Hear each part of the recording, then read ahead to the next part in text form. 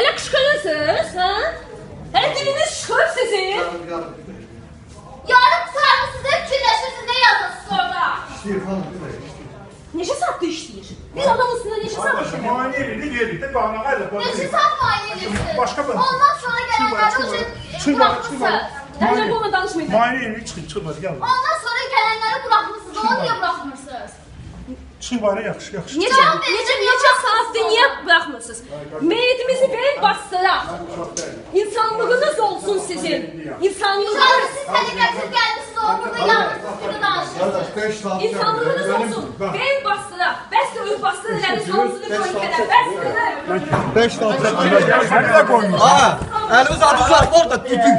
Hələ əli uzatır. 5 saat saxlayırsa məni burada cındır. İcazəsiz meyit gətirməyə danışırlar da. Canlı adama Yola buna gecə icazə alır, bildiniz? İndi başlayır. 5 saat mən niyə gözləyirsən burada? Ailə üzvündən buraxmalısınız içəridə. Bəlkə onun başını oynaşırsınız orada.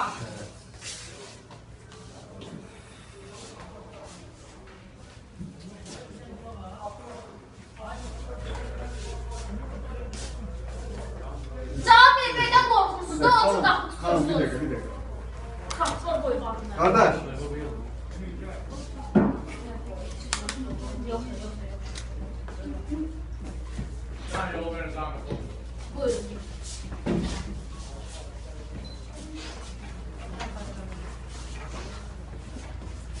Akif.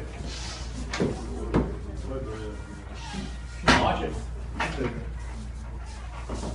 burada kişilərin kim var burada? Var kimsə burada? Bunların önündə.